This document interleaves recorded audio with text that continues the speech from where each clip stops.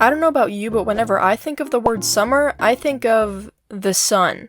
But I guess I was completely wrong. Growing up on the West Coast, it was sunny all of the time. Don't get me wrong, it was nice and all, but it was so boring. Anytime it rained, it felt like a national event because the whole city shut down. No joke. When I was in elementary school, it rained so much one day that kids could literally get sent home. I didn't though, because my parents didn't raise a little bit, and the high school got shut down completely because of flooding. And we have earthquakes and wildfires here, so I don't know what we all got freaked out for. But then my family and I moved up north, and I guess the sun doesn't exist there because it was never out. During the summer, instead of sunshine, we got thunderstorms. Now this was completely foreign to me. I felt like I was on a different planet or something because before, I only saw rain like twice a year. But it was fun seeing thunderstorms all the time and watching the chaos outside our window.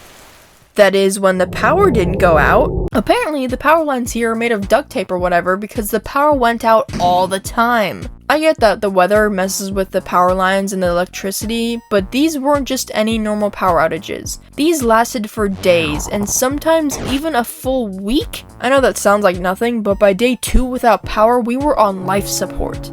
It was very traumatic for me. So one time the power went out and we did what any sensible family would do in that situation. Played Uno. Okay, that game is peak entertainment in times of no power. We perfectly embodied the 1800s lifestyle right here, okay? We had candles everywhere, we were playing cards, we were developing cholera, it was great. And if you needed a water well, sucks for you, because the fridge had to stay locked down like it was Fort Knox. If you ever dared to open it, you had to close it as fast as possible, because if you didn't, then our water wouldn't be cold. We spent most of our time chilling in the best place to go when the power is out. The library. Wow, this is so fun! When can we go home? At this point, a week had gone by and we finally reached our breaking point. We actually had to get a hotel. Yeah, in our own city.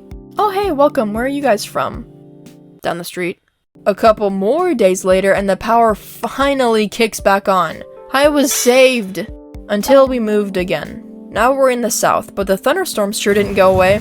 About, a month ago, there was a thunderstorm, and this time there was even a tornado warning. Nice, making things interesting. The weatherman on the TV was like, okay guys, I know we always say this, but don't take this lightly. This could cause some real damage, so watch out folks, and I repeat, do not take this lightly. And you already know what happened. Absolutely nothing. Maybe when there's actually a tornado, they'll be like, calm down, folks. It's nothing to worry about. Anyway, last story. This actually just happened like 2 weeks ago. There was another storm headed our way, but this time we were in a car, out in the open. What could go wrong? Oh boy, 80-mile-an-hour winds with flying debris, and this was by far the worst storm I've ever experienced. We didn't take it lightly. The amount of rain made our car constantly slide on the road, which was fun. Somehow my dad managed to calmly drive through all that like it was a bright sunny day or something. There was also lightning like every 4 seconds, I'm not even exaggerating. At one point through the drive, a lightning bolt was so close to us that we saw the bolt actually like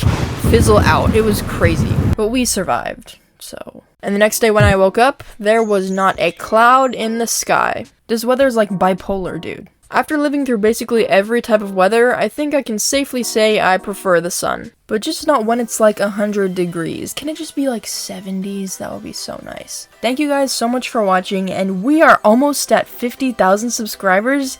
That's freaking crazy. Thank you all so much. Subscribe so that we can get there if you haven't already.